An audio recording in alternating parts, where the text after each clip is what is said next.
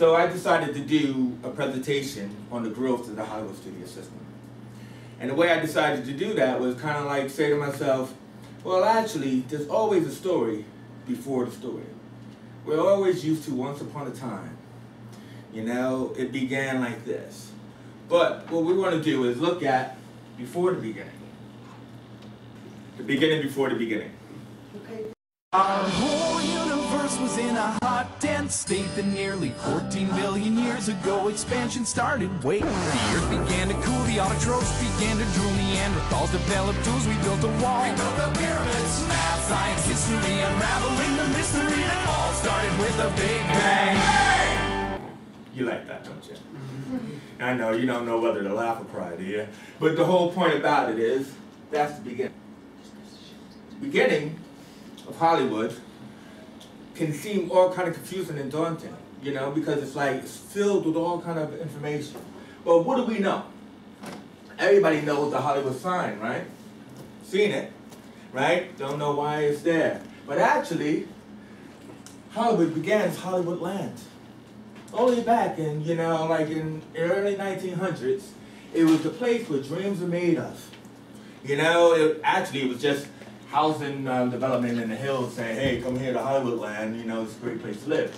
But over time, it became where the dream factory is. But then over time, it started to crumble, started to decay. Until then it was rebuilt into the new Hollywood sign of today. The reason why I'm talking about that is because we're talking about the beginning, before the beginning. And in the beginning, before the beginning, right, we have Thomas Edison. Everybody heard of him? Right? What is he famous for? Creating lights, isn't it? The electric light, yeah. Anything else? That's it. Make the first film, I'm going to say. You gonna say that? I'll say that. Thomas Edison developed like photography and everything else like that all the way back into 1895. Night was mighty dark, so you could hardly see, for the moon refused to shine. Thomas Edison was an American inventor, businessman and scientist who is famous for his invention of the phonograph, the video camera and the light bulb. Edison was born in Ohio and grew up in Michigan and was homeschooled after just 3 months of regular school. Edison began his entrepreneurial career by selling newspapers and vegetables on train journeys. He then became a telegraph operator and moved to Kentucky in 1866 at the age of 19 as an employee of Western Union. He officially began his inventing career in 1869, but his invention of the phonograph in 1877 was his first major invention. He then went on to build the world's first industrial research laboratory in Menlo Park, New Jersey, using the funds he procured from the sale of the new four-way phonograph, the quadruplex. Under Edison's leadership, the Edison Lamp Company was formed, which produced 50,000 electric lamps in its first year of production, and in 1878 the electric light bulb was developed and patented in 1880. He developed the kinetoscope in 1891, which allowed people to watch short motion picture films for the first time. This technology proved to be enormously popular and quickly spread throughout the world. There were the Lumiere Brothers.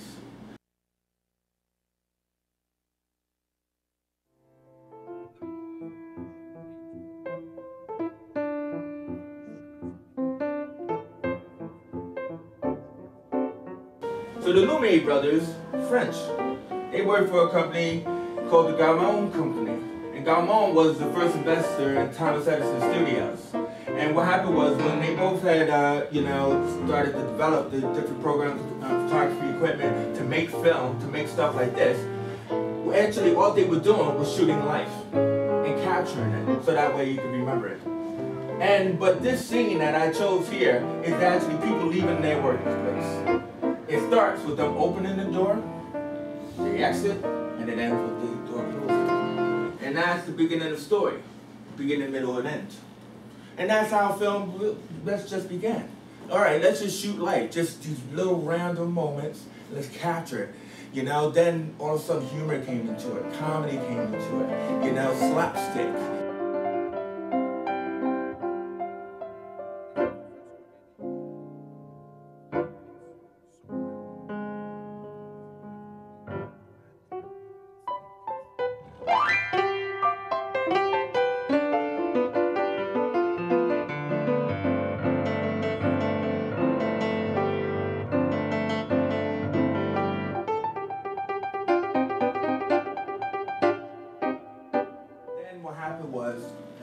the Americans decided, hey, let's start, what happens if we shoot a scene and we cut back and forth? And we have this film, Life of an American Fireman. Fireman, 1903, edited by Edwin S. Porter, who worked for Thomas Edison in the Edison studios. And pretty much, this is short, don't worry about it. But hey, look, life seems pretty boring, and I'm thinking about my family. Yeah, I sure wish I was there, but I'm a dedicated fireman, me. I have to actually do my job. I have to wait for the fire alarm to ring.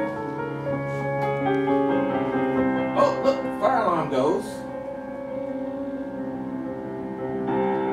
And the firemen, they wake up, they hear the alarm, and they get dressed. Now, what's important about this is the shots. The shots are fading in and out. We're not, the time is not going as long as this whole big walkout. They're like showing action, they're moving in the same scene. So the camera's on the wooden tripods, and they're shooting the firemen, getting ready to go to fire. Look, they went to fire on horse and carriage.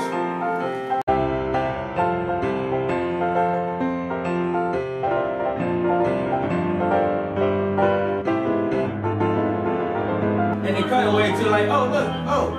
So what it is it's editing. It's kind of like, let me see the fire, let me see the fireman go to the fire, let me see the person in trouble and in danger, editing it back and forth. Film begins. Now that is in America, right, where the Edison studios were, but actually it's inspired more by the French, where we have Gaumont.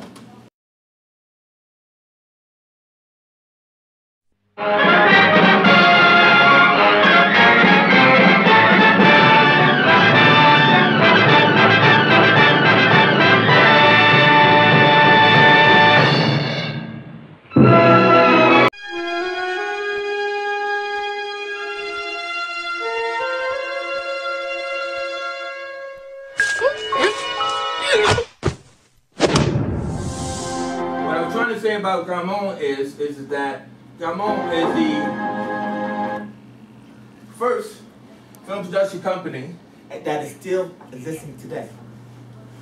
What you're going to be learning and what you're going to be studying is when you'll be looking at films and how they're made in a production company, you'll be actually asked to look at co-productions, actually looking at the history. When you have to make this first essay that you're going to be doing, all of these that I'm talking about here are things that you should actually tap into. Because what I find really interesting about this is the fact that film didn't begin in America, as we're led to believe. United Artists becomes what is known as the first creator-led company, where the actors decided, look, when we're looking at Hollywood and the growing machine of the Hollywood studios, the actors were saying, hey, look, man, I want a piece of that pie too. I'm just as important. And so people coming to see me. But then also too is running alongside Gaumont was the Pathé Brothers. Now, for those who watch movies today, Pathé still exists. Pathé Pictures still exist. And what happens is that importance of the Pathé Brothers were the fact that they created, with their cameras and systems, that they created the first newsreels. That was the way for people to find out what was happening in the war. Like they would go around with the little moped cameras, and they would go out and they'd go into the trenches and they would record soldiers so that way they could play it back at home. So that way they can inspire people to buy war bonds and to keep the war effort going. It was the Pathé Brothers who actually started that. And then they also decided, hey, let's start the first serials, which was The Perils of Pauline.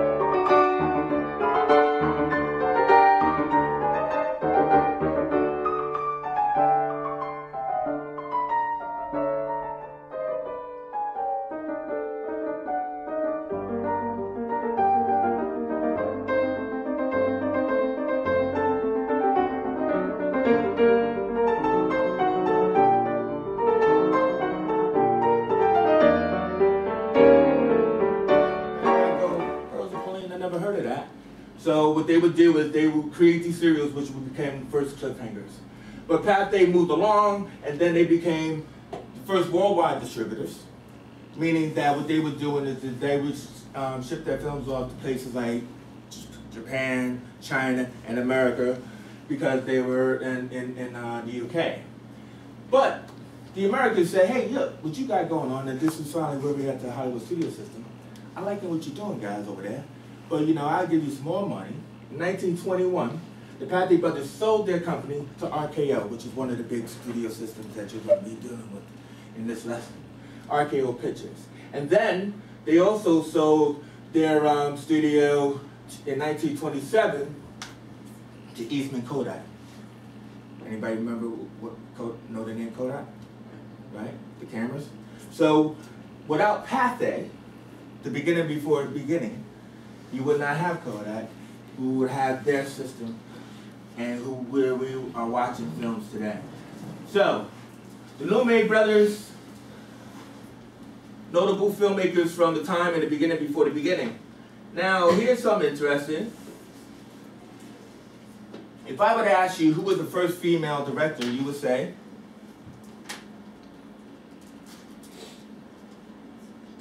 First female director, you would say? You would say?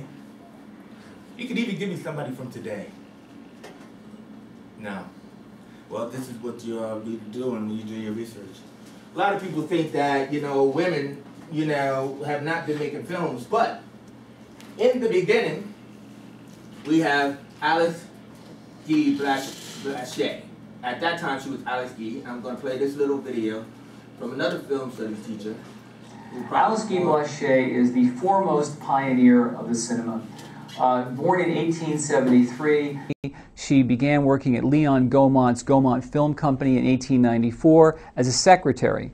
And by 1896, she persuaded Gaumont to let her direct her first film, a short one-minute narrative called La Fée aux Choux, made in 1896, or The Cabbage Patch Fairy, on her lunch break. Gaumont said that she could do this so long as it didn't interfere with her secretarial duties. So successful was this film that she was launched on a career as a director, first making 1-minute films, then 2-minute films, then one-reel films, and by 1906 or so, she was made charge of all of Gaumont's production. She made more than 350 films on her own as a director and supervised a total of 600 films or more as the production executive for Gaumont. And then she moved in 1908. She met her husband Herbert Blanchet at a bullfight in Nimes, France, and moved to the United States shortly thereafter to create her American production company, Solax. There she made equally ambitious films, and we must remember this is happening all before D.W. Griffith. She's making these films. Griffith didn't make his first film until 1908. And she's basically the first person to make a film with a plot, the first person to use color, hand tinting color, and also to use a process called the chronophone process, which used sound on film with a very primitive method involving discs synchronized with the motion picture camera.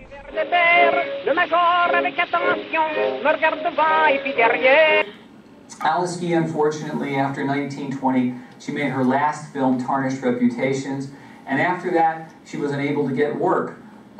This is basically a result of the sexism that was beginning to pervade the film industry. And although women were very prevalent as film directors up till 1920 with other people like Cleo Madison and Ida Mae Park, after 1920, almost no directors were working in Hollywood with the exception of Dorothy Yarsman. Now, interested in that? Had no clue. Now, for me, I like to think I'm a film studies or a film historian kind of thing, but I was always taught in school that the first sound talkie was the jazz singer. Anybody ever heard of that? Al Jolson, 1929, singing Mammy in blackface. And a lot of us will say that was the first sound talkie film. That's the film that they used as Singing in the Rain. Yeah? Everybody knows Singing in the Rain, right? Where the guy's dancing in the rain.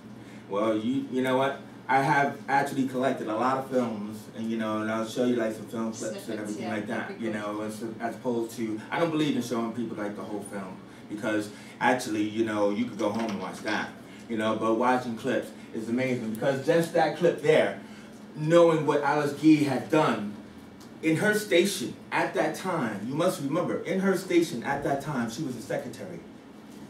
She was secretary in France, working for one of the first people, Leon Gaumont, to actually make her own films during her lunch break. So the first person to make short films. And being so creative that she actually said, hey, you know what? We're playing the gramophone over here, and the film is rolling here on the kinetoscope, and why don't we just put the two together when we edit? Why not? No credit. Then we come into the journey of this man. Anybody know him? Walt Disney? Anybody know him? What's he famous for? It's right there in front of you. Creating the Disney company. Well, of course, it's Walt Disney, right? But he's famous for creating animation. Yes, Mickey Mouse.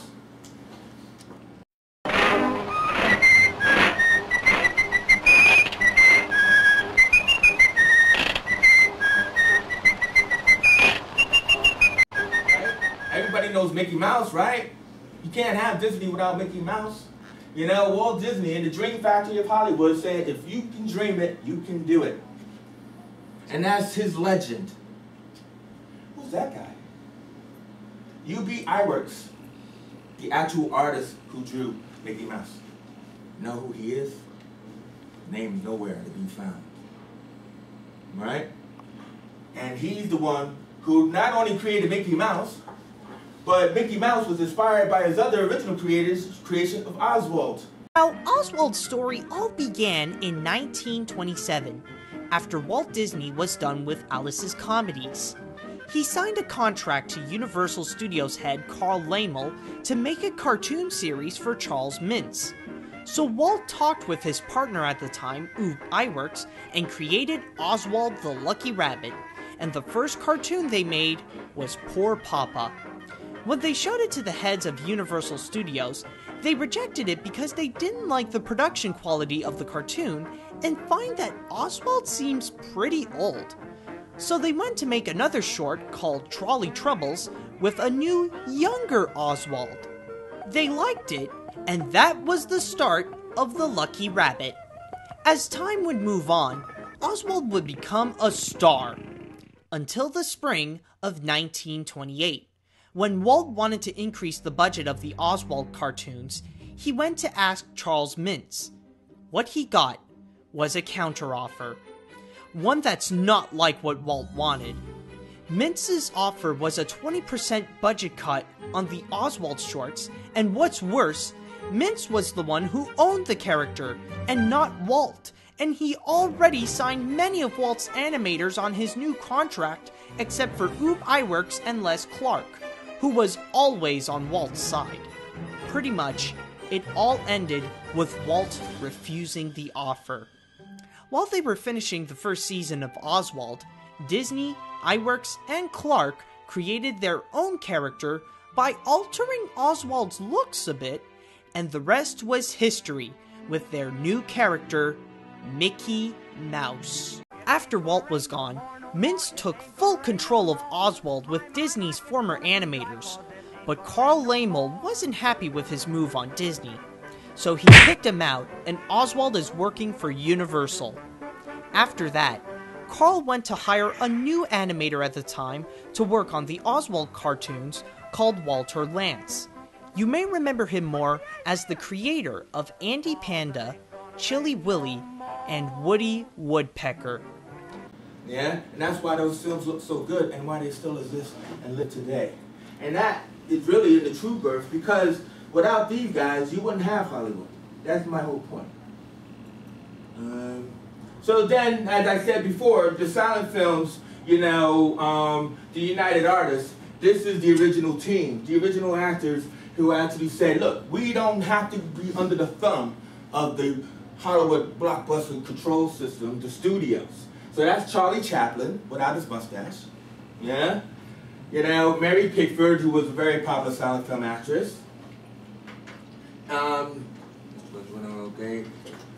Douglas Fairbanks, Marcus Oro, and D.W. Griffith, the guy who created Birth of a Nation, which is also credited as one of the top films.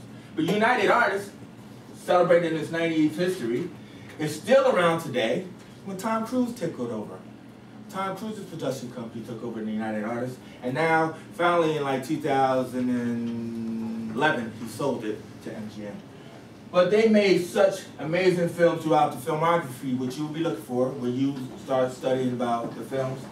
And Hope and Crosby, this picture here, is one of the classic comedian teams of the 40s. Legends. So, the big Hollywood system. This is where Mr. saying, I was wondering when you get to it, right? But, beginning before the beginning. The major studios pretty much came in, and these are the money machines. So the major companies that you're going to be doing in your research and looking at throughout the task. Metro-Goldwyn-Mayer, RKO Pictures, 20th Century Fox, Universal Studios. What did I say about RKO Pictures? Let's see who's listening. They bought who? There you go, my man. Thank you for listening. Now, everybody knows the Metro-Goldwyn-Mayer lion, right? You know, it starts at the beginning of the movie when you eat your popcorn. That sounded better than that, the original. Yeah, I know. Here's the shot. Behind the scenes, I wouldn't want to be these guys. And I would want to make sure that lion ate. Can you see him? Huh? Oh, that's a real lion. They're shooting that lion for that close-up, right? So like I said, I would want to make sure that he ate before he came on set. He looks as big as Aslan. You know Aslan, right? Come on, you guys are watching the Chronicles of Narnia. That's today. Aslan, the lion. So, co-productions. So as I was saying, you know, Hollywood, you know, it takes a lot of money to make these movies, especially these big blockbuster movies. So what Hollywood decided to do was, you know, now that they've got the flair and the panache, and they've already wiped out the history of Pathé and Gaumont, they started to crawl on their hands and knees and go and say, hey, look, let's join together. So you got companies like Paramount joining with Viacom. Companies like Columbia joining with TriStar. Yeah? And, you know, even Gaumont had joined with Columbia TriStar, you know, to help keep themselves alive in the present day.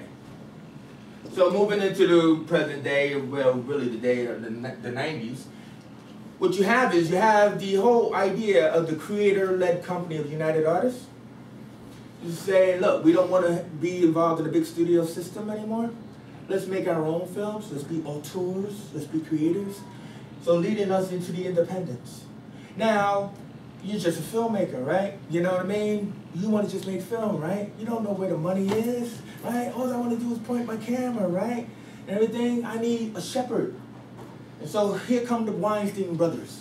Yeah, kind of like the Disney brothers and everything, and they create Miramax. And Miramax is an independent production company. And they start looking at young filmmakers like you, and they create the careers of people like Spike Lee, Kevin Smith, Quentin Tarantino. But what about these guys in the foreign press? Back over here in England where you actually live. You know, so you have a company like Canal Plus. And Canal Plus, hey, they hook up with anybody because they're a money machine. And part of the task that you're going to learn in film studies is what is the relationship between producers and artists? And you would have to know these kind of things. Look at that marketing campaign. That's kind of crazy, isn't it?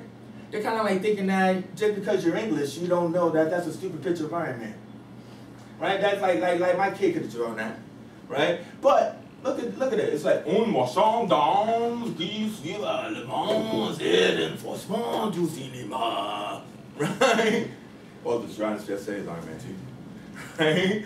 But that's what they're doing. They're not putting, as you can say, in America, it's going to be big 3D posters. And in England, then I don't care. Just put a picture of Iron Man. Yeah, use a cartoon or something. So, in the present day, what is old is new again. You know, the idea that we don't need the big studio system. I mean, you've seen this logo. A lot of movies, you know, DreamWorks. Nobody, you don't remember that kid, you know, throwing the, you know, like Tom Sawyer throwing his fishing line into the river, and he's going out and beating the moon, and you know, probably, you know, E.T.'s gonna come riding by on his bike. But what is SKG? Anybody? Anybody know what SKG stands for? No? Because that's what you'll be looking for. when you're looking at like the producers and the people who make the films, these are mainly, when you see DreamWorks, it's mainly on who? Director, mainly? Steven Spielberg, right? As I said, you know, Spielberg, Katzenberg, the producer, the money man, and Geffen, David Geffen, the man behind the music. And DreamWorks, SKG, is a co-production company. And they're making big budget films. Not those independents that Miramax are doing. You know, they're like, hey, come nuts, we got the money. You know? And then, from there, you got Pixar.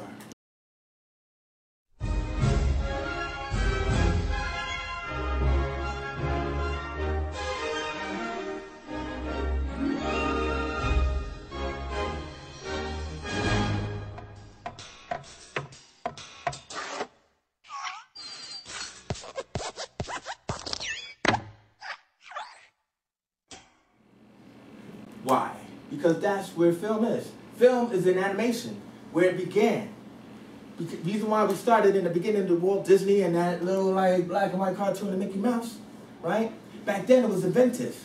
Then they made all these other films throughout time, and what are we doing now? We're going back to cartoons. And that's why you have this whole legend board, or this whole leaderboard, of cartoons that made it millions and millions of dollars for the Hollywood system. To the point where Pixar says, hey, you know what? I'm tired of giving you our money, because we're the ones spending hours and hours on our butt drawing these things, right? And they formed their own company, just like United Artists did back in the day. Two, we get to the major Hollywood studio of today. Thought you guys would like this, since you're always doing the Avengers and Marvel.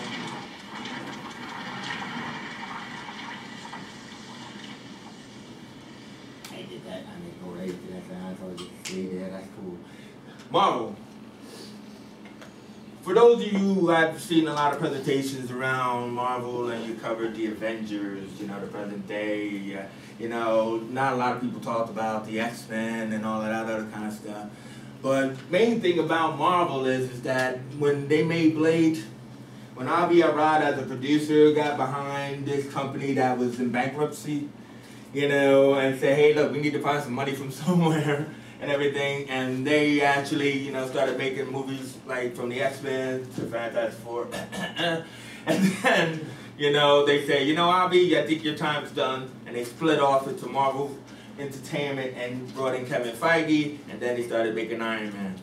And they are the biggest studio today, because their films make billions and billions of dollars. More than MGM, Universal, Paramount, and everything. And all they're doing is just trying to do what they feel is on the ground, feeding what they know the audience is. And the audience is the geeks. You know? Okay? What it actually means is, you as a filmmaker, you guys back there, and what I want to do is, as a producer, I want to give you money to make the film you want to make. And you go, okay, right? You need money, right? I will distribute it, I will produce, edit it, I will put it all together for you. All you gotta do is just sign it. You sign your life away, and they control all that billions of dollars that the Avengers made. You make maybe $100, right?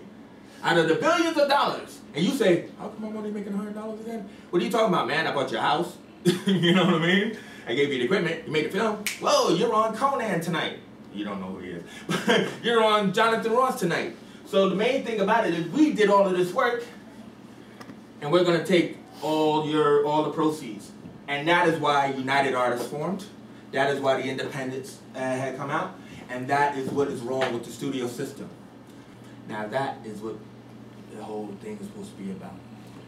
The evil studio system that's been around for about 20 some odd years, feeding money, filtering it, and taking it away from the people who are making their projects. That ended. And when that ended, by 1954, with television competing for audiences and the last of the operational links between a major production studio and theater chains broken, the historic era of the studio system came to an end.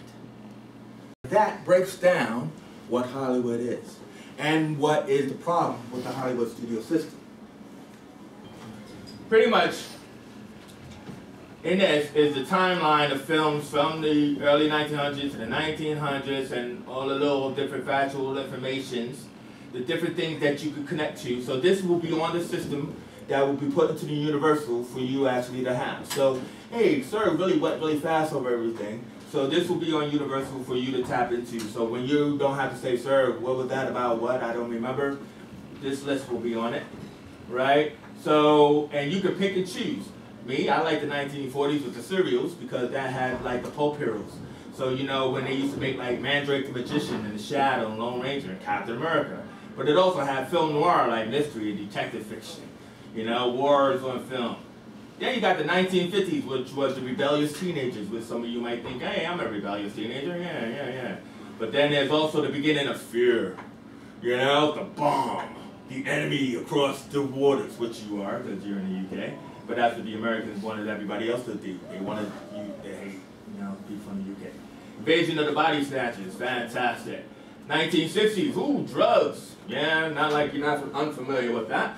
But that was a whole line of films that were being made back then. The war was prevalent in Vietnam. 1970s, you had the rise of blaxploitation, my era, I love that. World cinema, Asian, Hong Kong cinema, Bruce Lee, Shaolin. Wow! You know, but then you also had the rise of the auteurs, Easy Riders, Raging Bulls, and that's when you got Spielberg, Lucas, Coppola, and De Palma thinking they're like United Artists, doing the same thing that Chaplin did with D.W. Griffith. 1980s, you got rap cinema, British gangster movies, you got horror masters like Carpenter and Wes Craven, but then you had the rise of MTV and cable. Into the 90s, don't worry, we're at the end, we got the revolution of Spike Lee and the Black Filmmaker Foundation, you got the rise of the independents, you got Bollywood and Nollywood, you know, so you have, this is when you actually start to talk about the geo-demographics of films made from all over the world. You got Dogma 95, which again is like independent cinema, which is what you guys are doing, running around with flip cameras. You know, niche markets, .com explosions, down into the Northeast, which is rise of digital, and this is where we get Blair Witch Project and found footage films, those horrible remakes. But animation takes over because film just went down dramatically. And then there you got Marvel, 2010. In the present day, now you have crowdsourcing where they're asking you to pay for them to make their movies. DC coming back, found footage. And YouTube is where all cinema is nowadays. And binge TV, which we got the House of Cards and the new Netflix Defenders. And that's film. 100 years of film. The beginning before the beginning. Wasn't that amazing? Clever? Point is, guys, you might say, you know, what was that all about? It's about you. It's about what you are doing now. It's about the fact that you could sit there in class and then not be interested in any of this and not know what you want to do. And all I would say to you is just imagine if you were Thomas Edison. Imagine if you were Evidence Porter or Leon Gaumont. They probably sat in class just like you, just like that lad right there, trying to keep his eyes open, right? The whole point about it is, if they just sat there and thought, nothing I can do about this, we wouldn't have the electric light. We wouldn't have this projector shining this light on top of my head, making me look cool. We wouldn't have YouTube. We wouldn't have your phone so you could go on Instagram. We wouldn't have you being able to download pictures. If those kids, and they were kids just like you, would sit there and go, that's what I wanted you to be excited about. Because with film studies, this is what we can do. It's just to look at the beginning. Because when I'm looking at some of these old films, and I'm saying to myself, you know, they just got a camera on a tripod, man. You know what I mean? But the whole deal is that the imagination comes right out of them, just as it could come right out of you. So, as we're here at the end, looking at the beginning, I'm hoping that was impressive for you. Any questions? Because there is none. It's all taken in. But I will say this PowerPoint also will be on Universal, yeah, as well as the timeline. So thank you very much.